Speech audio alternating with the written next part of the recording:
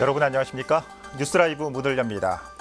서울에서 코로나 확진 판정을 받은 뒤 당일 입원이 가능한 경우는 약 3분의 1 정도라고 합니다.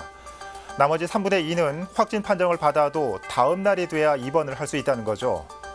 현실화되고 있는 병실 부족 문제, 급기야 서울시가 병원 앞마당에 컨테이너 병동을 설치하기 시작했는데 오늘 뉴스라이브에서 관련 소식 살펴보겠습니다. 12월 9일 뉴스라이브 지금부터 시작합니다. 오늘의 헤드라인입니다. 서울의 일일 확진자가 270명으로 나타난 가운데 서울시가 다음 주까지 컨테이너 병상 150개를 신설합니다. 주차장 신설 요구가 많았던 중랑구 신내동 일대에 공영주차장이 마련됩니다. 봉화산역 공영주차장으로 100년 규모입니다. 동서무동 행복기숙사 공사장 통학로 안전에 빨간불이 켜진 가운데 성북구가 5년 전 관련 조례를 제정한 것으로 나타났습니다. 서울의 몇 안 남은 달동네 중 하나인 홍제동 개미마을에 겨울채비가 한창입니다. 이웃들의 따뜻한 손길을 카메라에 담았습니다.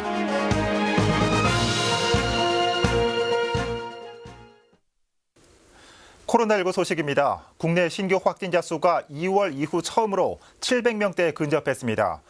연일 확진자 수가 늘면서 중증 환자 병상이 부족해지고 있는데요. 경남과 경북 등에는 이미 가용할 수 있는 병상이 없고 서울을 비롯한 수도권에서는 이제 한 자릿수 병상만 남았습니다. 보도국 연결해 코로나19 상황 살펴보겠습니다. 이주협 기자. 네, 보도국입니다. 네, 오늘 신규 확진자가 686명 나왔죠. 코로나19 발생 현황부터 전해주시죠.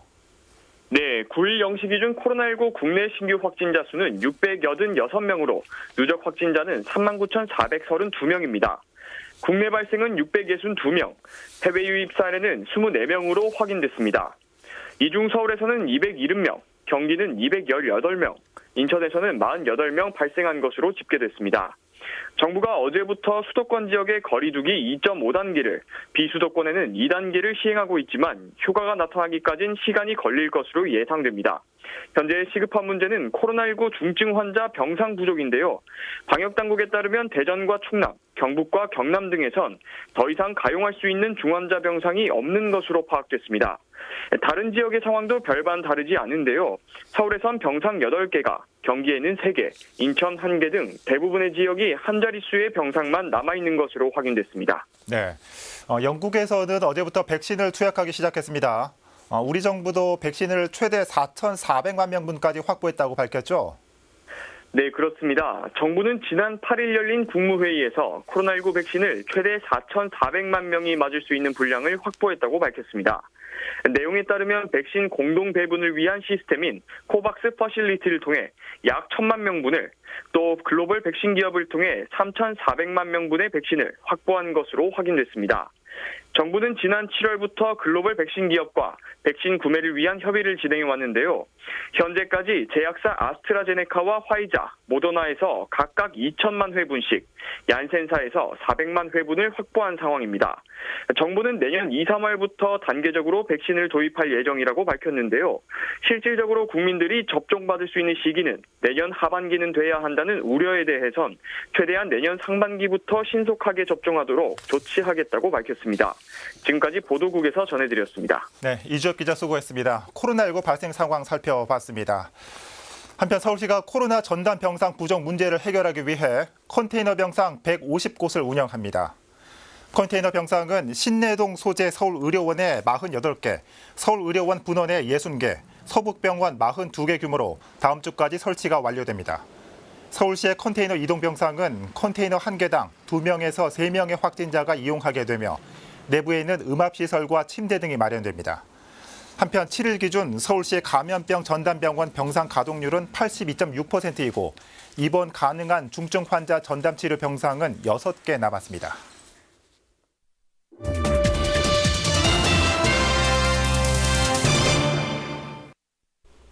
중랑구 신내동 일대는 주차장 신설 요구가 많았던 곳입니다. 봉화산역 환승 이용객들은 물론 인근 아파트 단지의 주차면 부족 때문인데요. 이런 신내동의 봉화산역 공영주차장이 문을 열게 됐습니다. 보도에 천서연 기자입니다. 중랑구 봉화산역 공용주차장입니다. SH가 행복주택을 건설하면서 만든 곳입니다. 지상 28면과 지하 72면 등 총 100면 규모, SH와 중랑구 간 업무 협약으로 중랑구가 주차장 운영권을 확보하게 됐고 이달부터 공용 주차장으로 활용할 수 있게 됐습니다. SH공사가 작년 10월경 그 행복주택을 건설하면서 총 100명 규모로 공용 주차장을 건설하였는데요. 주차장 운영을 할 수 없는 입장이었기 때문에 저희 중랑구가 SH공사 협약을 통해서 운영권을 확보하고 주차장이 위치한 신내동은 주차장 신설 요구가 지속적으로 있었던 곳입니다. 인근 아파트 단지의 세대당 주차면 부족과 봉화산역 환승 이용객들의 공용 주차장 확대 요구가 많았기 때문입니다. 봉화산역 공용 주차장 운영이 신내동 일대 주차난 해소에 도움될 거라 보는 이유입니다. 그간에 주차난을 겪었던 신내동 지역 주민들한테 그 주차난 해소는 물론이거니와 그 신내동 신내 IC 일대 그 컴팩트 시티 등 대형 복합 개발 계획에 따라 미래 주차 수요까지 확보할 수 있게 되었습니다. 봉화산역 공용 주차장은 무인 시스템으로 운영됩니다. 때문에 365일 24시간 이용할 수 있습니다. 이용 요금은 시간당 600원, 월 단위로 이용할 경우 5만 원이면 가능합니다. 주차장 수익금은 SH공사와 중랑구가 7대 3의 비율로 나누며 시설 운영은 전체적으로 중랑구 시설관리공단에서 맡습니다. 딜라이브 서울경기 케이블 TV 천선입니다. 성북구 동소문동 행복기숙사 공사 현장에 진출입로가 없어 통학로 안전에 빨간불이 켜졌다는 소식 전해드린 바 있습니다. 이런 문제를 막기 위해 이미 5년 전에 성북구가 관련 조례를 만들었지만 유명무실했습니다. 있으나 마나한 조례, 박선화 기자의 보도입니다. 지난 2015년 4월 제정된 성북구 의회 어린이 통학로 교통 안전을 위한 조례입니다. 조례 제10조는 어린이 보호구역 내 공사 현장 관리 사항을 담고 있습니다. 구청장이 통학로 안전관리 계획을 수립하도록 공사 시행자에게 요구할 수 있다는 내용입니다. 공사 시방서, 그러니까 사전 계획서를 만들어 반영할 수 있다는 것. 하지만 동소문동 행복기숙사 공사 현장에서 통학로 안전조례는 유명무실했습니다. 성북구 의회 도시건설국 예결산 심의에선 이 문제에 대한 추궁이 벌어졌습니다. 서울특별시 성북구 어린이 통학로 교통 안정을 위한 조례, 그런 조례가 있음에도 불구하고 안전관리 계획과 그 공사 시방서를 각 호에 맞춰서 받지 않았는지. 의원 질의의 집행부 역시 크게 할 말은 없어 보였습니다. 솔직히 말씀드리자면 챙기지는 못한 건 맞습니다. 그거를 그런 조례에 의해서 이런 안전관리 계획서를 제출하라고 우리가 요구를 했어야 됐고, 근데 그거는 맞는데. 세심하게 챙겨보지 못했던 정책 탓에 아이들 안전에 빨간불이 켜진 상황. 구의회도 대책 마련을 촉구하고 나섰습니다. 이거는 정말 극단적인 문제인데요. 어린이가 하나가 다쳐야지 더 신경 쓰실 겁니까? 어떻게 해결하실 겁니까? 이미 공사가 시작된 상황에서 성북구도 뾰족한 대안은 없어 보입니다. 건축 허가는 정상적이었으며 불법 좌회전 등 교통법규 위반은 경찰 몫이라는 겁니다. 일단 경찰과 중앙선 절선 문제를 협의하겠다는 원론적인 답변뿐. 지금으로서는 이제 불법 좌회전 이런 것들은 우리 건축법에서 다루는 행정에서 다루는 문제가 아니라, 하여튼 그거는 경찰하고 저희들이 유기적으로 협조를 좀 해야 될 것 같습니다. 통학로 안전을 지키겠다며 5년 전 만들어진 성북구 통학로 안전조례. 하지만 정작 조례가 필요한 순간에는 제 역할을 못했다는 비난이 일고 있습니다. 딜라이브 서울 경기 케이블 TV 박선화입니다. 더불어민주당 현재 강동구 의원이 성매매 의혹에 휩싸였습니다. 최근 몸캠 영상이 유포됐다며 경찰에 수사를 의뢰했는데 함께 유포된 메신저 대화에 성매매를 암시하는 내용이 담겼기 때문입니다. 국민의힘 소속 의원들이 의원직 사퇴를 촉구한 가운데 해당 의원은 탈당하겠다고 밝혔습니다.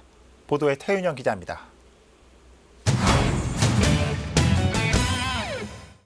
현직 구의원의 성매매 의혹은 의회 홈페이지 게시판에서 시작됐습니다. 지난 1일과 2일에 걸쳐 A 의원의 실명과 성매매라는 단어가 담긴 게시글이 올라간 겁니다. 당시 게시된 것으로 알려진 글에는 A 의원을 고발한다는 내용과 함께 메신저 대화창과 몸캠 영상 캡처 사진이 올라간 것으로 전해집니다. 대화에는 조건 만남을 유도하는 물음에 한 이용자가 네라고 대답하고 얼마 후 조건 만남을 해왔다는 정황이 담긴 대화가 이어집니다. 대답한 이용자의 프로필 사진은 현재 A 의원의 프로필 사진과 같은 사진입니다. A 의원은 지난 2일 경찰에 몸캠 피싱을 당했다며 수사를 의뢰한 상황입니다. 국민의힘 소속 강동구의회 의원 7명 전원은 즉각 성명서를 내고 A 의원의 사퇴를 촉구했습니다. 공경 공금행위하고 벌금형을 선고받아도 반성이 없잖아요. 또 이게 성매수 건으로 또 해가지고 성매매 건으로 해서 또 이런 또 사건이 터지는 바람에 같이 겸사해가지고 우리는 제명 촉구를 한 거죠. A 의원은 기자회견을 열고 당에 누를 끼쳤다며 탈당하겠다고 밝혔습니다. 성매매 의혹에 대해선 스팸 메일을 통해 몸캠 피싱을 당한 것이라며 해당 사진은 합성됐다고 주장했습니다. 또 수사 결과가 밝혀지지 않은 상황에서 현행범인 양 성명서를 통해 언론에 실명을 공개한 국민의힘 의원들을 향해 명예훼손 혐의로 법적 대응을 시사하기도 했습니다. 오늘부로 탈당을 결심했습니다. 국민의힘에서 성명서가 잘못됐다는 그런 메시지에 제 성명서가 발표되지 않은 데는 바로 저의 명예훼손에 대해서는 법적 대응을 할 것입니다. 이에 대해 국민의힘 의원들은 당내 의견을 조율해 조만간 입장을 밝히겠다고 전했습니다. 딜라이브 서울 경기케이블TV 태윤영입니다. 금천구가 구로구에서 분구한 지 올해로 25년 됐습니다. 이를 기념하기 위해 지난 10월에는 금천 구민의 날 행사가 온라인으로 진행됐었는데요. 구의회 구정질문에서는 매번 관례적으로 치러졌던 금천 구민의 날 행사를 비롯해 장애인체육회와 금천 시니어 클럽 등에 대한 문제가 제기됐습니다. 이재용 기자입니다. 금천구 개청 25주년을 맞아 지난 10월에 금천 구민의 날 기념식이 열렸던 금날의 아트홀 공연장입니다. 구는 당시 코로나19 확산을 예방하기 위해 관계자 50여 명만 참여하는 소규모 행사를 열었다고 밝혔습니다. 이 행사에 대해 강수정 금천구의원은 주민들에게 영향력이 있고 참여할 만한 행사가 아니었다고 비판했습니다. 1시간 반 정도 진행된 이 행사에는 총 1,600만 원의 비용이 들었습니다. 구정에 대한 홍보가 절반 이상을 차지했습니다. 금천 구민의 날을 페이스북 온라인 생중계로 시청한 구독자는 186명이었습니다. 이날 행사의 홍보가 제대로 되지 않아서 많은 금천 구민이 시청하지 못한 걸까요? 굳이 볼 필요가 없어서가 아닐까요? 유성훈 금천구청장은 행사의 의미를 살리는 최소한의 예산 수준에서 구정 실정에 맞는 양질의 행사를 개최할 수 있도록 지속적으로 노력하겠다고 답했습니다. 참석 내빈 의전 및 온라인 중계 홍보 등을 더욱 내실화하여 행사 준비에 철저하게 기함은 물론 보다 많은 구민과 구정 비전을 공유할 수 있도록 최선을 다해 나갈 예정으로 있습니다. 장애인 체육회에 대한 문제도 나왔습니다. 강수정 구의원은 장애인 체육회 임원진 16명 중 장애인은 3명뿐이라고 지적했습니다. 또 장애인이 이용할 수 있는 체육시설은 복지관 내 시설을 제외하고는 거의 전무한 상태라고 꼬집었습니다. 우선은 체육회 운영에 부족한 재원을 임원들의 회비를 통해 충당하기에 재정적인 부담이 있어서라는 답변을 했습니다. 장애인 체육회의 설립 목적과 취지가 무엇입니까? 장애인분들이 주인공이 되어 운영되고 장애인 체육 활성화를 위해 그분들이 마음 편히 운동하실 수 있는 장소를 마련하는 것이 먼저라 생각합니다. 유성훈 구청장은 현재 장애인 체육동호회는 볼링과 다트 등 10개 종목에 총 100여 명이 활동하고 있다고 설명하면서 장애인 체육 활동의 저변 확대를 위해 전방위적으로 노력하겠다고 약속했습니다. 앞으로 장애인 체육회가 장애인의 건강 증진과 여가 생활 진정을 위해 올곧게 장애인들을 위해 존재하는 단체가 될 수 있도록 최선을 다하겠습니다. 지난해 설립된 금천 시니어 클럽에 대한 지적도 이어졌습니다. 해당 클럽은 노인이 가진 능력과 적성에 맞는 일자리 지원 사업을 전문적으로 수행하기 위한 노인 일자리 전담 기관입니다. 강수정 구의원은 서대문의 경우 이동형 스팀 세차와 밑반찬 제조 배달을, 보송에선 자체적으로 벌교 꼬막빵을 개발해 판매하고 있다며 타 시니어 클럽처럼 관에서 생각해내기 어려운 창의적이고 새로운 사업들을 만들어가야 한다고 말했습니다. 이에 대해 유성훈 구청장은 서울시 최초로 지난 9월에 어르신 편의점인 착한 상해를 개소해 어르신들의 만족도와 높은 성과를 냈다고 답하면서도 어르신들의 신체적 특성과 선호도를 반영하다 보니 추진 가능한 사업이 제한적이었다고 설명했습니다. 이 밖에도 금천구의회 구정질문 마지막 날엔 독산일동 보건지소 건립 현황에 대한 질의 등이 이어졌습니다. 딜라이브 서울 경기 케이블TV 이재용입니다.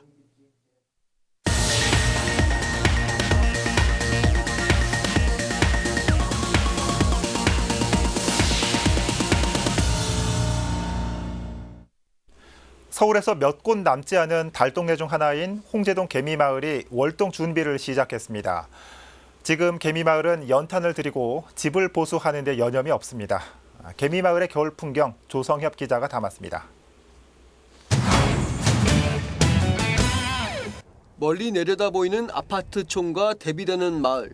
서울에서 몇 곳 없는 달동네 중 하나인 홍제동 개미마을입니다. 경사지에 아슬아슬하게 또아리를 튼 판잣집 사이에서 연기가 피어오릅니다. 한국 전쟁으로 인해 갈 곳을 잃은 이들이 터를 잡아 살았고 개미처럼 부지런한 사람들이 모여 산다고 해서 개미마을이라 불리기 시작했습니다. 수년 전부터 재개발 논의가 있었지만 주민들의 거센 반발로 인해 무마된 후 듬성듬성 빈집들도 생겨났습니다. 지금 개미마을은 연탄 배달 등으로 겨우내 준비가 한창입니다.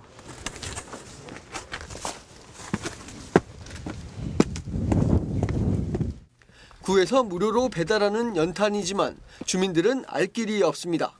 그저 감사한 마음에 넙죽받아 창고에 두둑히 쌓아둡니다. 아침에 석장, 저녁에 석장은 6장 있잖아요. 예. 11장 들어가겠다. 하루에? 예. 그래야 좀 따숩지. 집 보수공사도 한창입니다. 슬레이트 지붕을 교체하고 보온에 강한 마감재를 둘렀습니다. 07번 마을 버스가 힘겹게 오르막을 오릅니다. 오랜 시간 주민들의 발휘된 버스입니다. 눈이 오면 운행이 불가했지만 3년 전 도로 열선을 설치하며 걱정을 덜었습니다. 산을 등정하듯 도착한 종착지에선 버스 기사들도 한숨 쉬어갑니다. 최근 회사의 심각한 재정난으로 인해 운행이 중단될 위기에 처했지만 꿋꿋이 버티는 중입니다. 힘들지 않은다고 이거 다 힘들죠. 이제 웬만하면 농인들이랑 웬만하면 다 집 앞에 내려주고 그래요. 매년 찾아온 겨울을 견딘 지 60여 년, 개미마을의 겨울나기를 돕기 위해 지역에선 김치와 목도리 등 다채로운 도움의 손길을 준비 중입니다. 딜라이브 설경기 케이블 TV 조성엽입니다. 성동구 뚝섬 유수지에 들어서는 복합문화체육센터가 최근 착공에 들어갔습니다. 체육시설과 함께 어린이집과 돌봄센터도 함께 건립될 예정입니다. 김동훈 기자가 보도합니다. 한동안 유휴시설로 남아있던 뚝섬 유수지, 최근 성동구가 공사를 시작했습니다. 10,000제곱미터가 넘는 부지에 대규모 복합문화체육센터를 짓겠다는 것, 사업비 297억 원이 투입될 예정입니다. 뚝섬 유수지 복합문화체육센터는 지상 4층 규모로 건립됩니다. 생활체육시설로 수영장과 실외 풋살장이 마련되고 성동구 구립시설 중 처음으로 볼링장도 들어섭니다. 또 문화센터와 함께 어린이집과 초등 돌봄센터도 이곳에서 이용이 가능합니다. 복합문화체육센터는 유수지 특성상 지하층은 없습니다. 5레인 규모의 수영장, 다목적 체육관, 헬스장과 8레인 규모의 볼링장, 생활문화센터 등이 배치됩니다. 한편 내년 말 준공을 목표로 뚝섬 유수지 안에 공영주차장도 건립됩니다. 유수지 상부에 복개 구조물을 설치해 조성하는 평면식 주차장으로 주차 공간 342면이 확보돼 인근 주택가 주차난을 해소할 수 있을 것으로 보입니다. 정원호 성동구청장은 최근 성동구가 주거지로 주목받으면서 인구 유입이 늘고 있는 만큼 뚝섬 유수지가 문화 거점의 역할을 할 것으로 기대한다고 전했습니다. 성동구에서 진행되어 온 단일 사업으로는 가장 큰 규모의 그런 문화체육시설 그리고 주차장 시설 조성 사업이 될 것 같습니다. 우리 성수동 주민들은 물론 성동구 주민들 전체가 혜택을 입는 아주 큰 또 행복한 시설이 되기를 바라면서 뚝섬 유수지 복합문화체육센터는 2022년 상반기 중으로 이용이 가능할 것으로 예상됩니다. 딜라이브 서울경기 케이블 TV 김동훈입니다. 중랑구 묵동 165번지 청년주택 건설 사업의 주민 공람이 시작됐습니다. 이제는 열람 과정에서 어떤 의견이 모아지고 그 의견에 대한 절충안이 어떻게 나올지가 관건입니다. 천서연 기자입니다. 중랑구 묵동 165번지 청년주택 건설과 관련해 주민 공람이 시작됐습니다. 서울시가 지난 1일 미뤄왔던 주민 공람을 시작한 것입니다. 사업 계획이 접수된 이후 3달 만에 진행된 행정 절차. 반대 여론이 거셌던 만큼 서울시와 중랑구 간 내부 논의가 많았던 것으로 알려지고 있습니다. 지역 주민들의 반대 민원에 대한 의견 수렴과 사업 계획에 대한 일단 협의가 필요하다고 생각이 돼서 서울시와 지속적인 협의를 하였고 협의 이후 금년 12월 1일부터 16일까지 주민 공람을 사업 계획은 기존에 알려졌던 원안대로입니다. 용적률 1000%가 적용됐고 지하 7층, 지상 29층 규모로 총 1221세대가 들어오는 계획입니다. 중랑구는 사업 공람이 시작된 만큼 주민 의견을 최대한 모을 예정입니다. 현재로서는 세대수 완화와 학원 등으로 상가 용도를 지정하는 용도 지정, 그리고 공공 편익시설 규모 확대 등을 주민들이 원하고 있는 것으로 알려지고 있습니다. 열람 공고가 완료가 되면 접수된 주민 의견과 우리 구의 의견을 정리를 해서 서울시에 송부할 예정입니다. 그렇게 되면 서울시에서 의견에 대해서 조치 계획을 작성을 해서 서울시 통합심의위원회 상정이 한편 공람 이후 남은 행정 절차는 서울시 통합심의위원회의 심의와 사업 승인, 이 중 통합심의위원회에서 얼마나 많은 의견들이 받아들여지느냐가 관건입니다. 중랑구 묵동 165번지 청년주택 관련 주민 열람은 오는 16일까지 진행됩니다. 주민들은 이 기간 안에 공람 의견서를 서울시나 중랑구에 직접 제출해야 합니다. 딜라이브 서울경기 케이블 TV 천사입니다.